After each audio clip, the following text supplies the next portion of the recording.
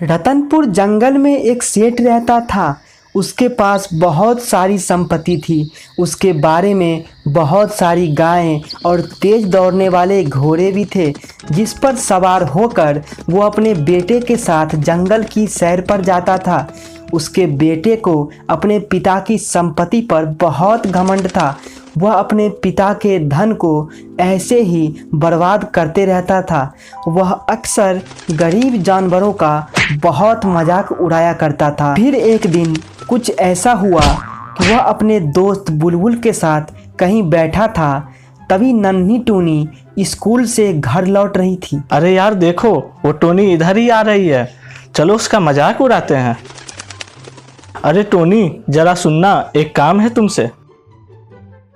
हाँ सेठ जी बोलिए, क्या बात है? मैंने सुना है कि तुम्हारा परिवार बहुत गरीब है। चलो मैं तुम्हें 2 सिक्के देता हूँ, एक सोने का और एक चांदी का।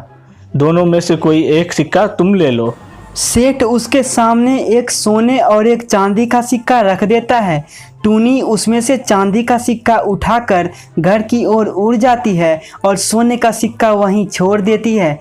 यह देखकर सेठ और उसके दोस्त खूब हंसते हैं और फिर उसका दोस्त बोलता है, यार कितनी पागल है टुन्नी, उसे सोने और चांदी का फर्क नहीं मालूम। चांदी का सिक्का लेके सोने का सिक्का छोड़ दी। हाँ यार सही कहा तुमने, टोनी तो सचमुच में मूर्ख है। हम हर रोज इसका मजाक उड़ाएंगे, इसका मजाक उड़ाने में बहुत आनंद आता है।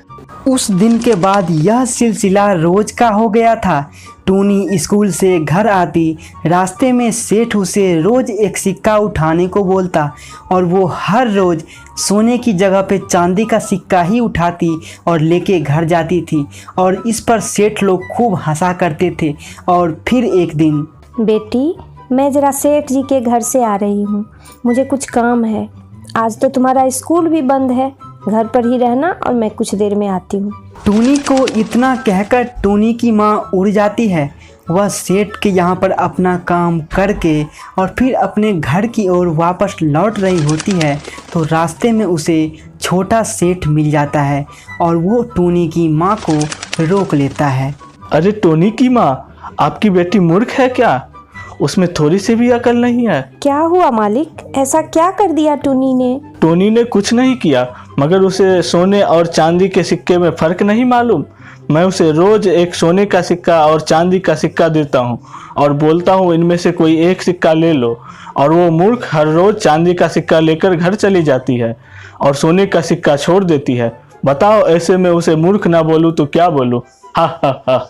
यह सुनने के बाद टूनी की माँ घर आती है और सबसे पहले टूनी से जाकर पूछती है, अरे टूनी, ये मैं क्या सुन रही हूँ?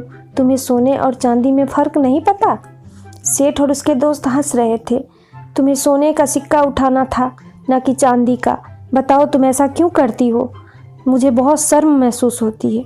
माँ, सही समय आने पर सब बता दूंगी आपको। यह सिलसिला कई दिनों तक इसी तरह चलता रहा। सेठ उसे हर बार सोना और चांदी का सिक्का देता और वो हर बार चांदी के सिक्के को उठाकर चल देती थी और सोने का सिक्का छोड़ देती थी। यह खबर जंगल में आग की तरह फैल चुकी थी। हर कोई टूनी और उसकी माँ को देखकर हंसते रहते थे। हर कोई उसकी माँ का मजाक बनाता था। टूनी तो शांत रहती थी, मगर उसकी माँ को बहुत ज़्यादा बुरा लगता था। हर कोई टूनी को मूर्ख समझने लगा था। और फिर एक दिन टूनी के पिता विदेश के जंगल से अपने घर आते हैं। टूनी की माँ उसे सारी सच्चाई बताती है। और फिर एक दिन, टूनी बेटा, मैं ये क्या सुन रहा हूँ? सब तुम्हें मूर्ख बोलते हैं।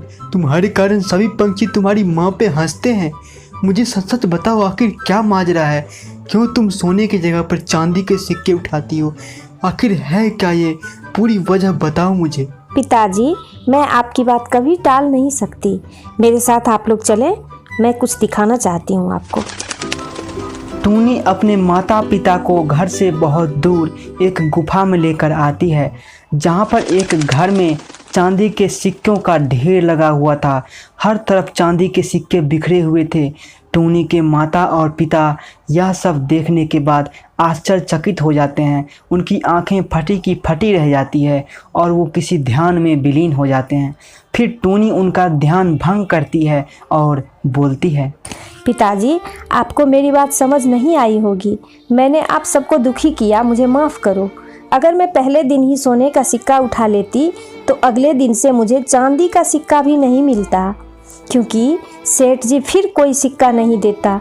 मगर मैं चांदी का सिक्का उठाती रही और सेठ मुझे मूर्ख समझकर रोज़ चांदी का सिक्का देता रहा और अपना मनोरंजन करता रहा। और आज अपने पास इतने सिक्के जमा हो चुके हैं कि हमारी गरीबी दूर हो सकती है। अब आपको परदेश जाने की कोई ज़रूरत नहीं।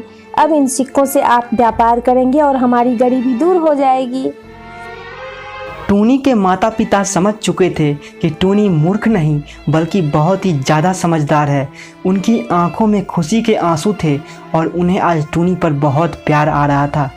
टूनी आज भी चांदी के सिक्के उसी तरह उठाती है जिस तरह वो पहले उठाया करती थी और सेठ आज भी मूर्ख बनता रहता है। हेलो दोस्तों, मैं टूनी चिनिया बोल रही हूँ।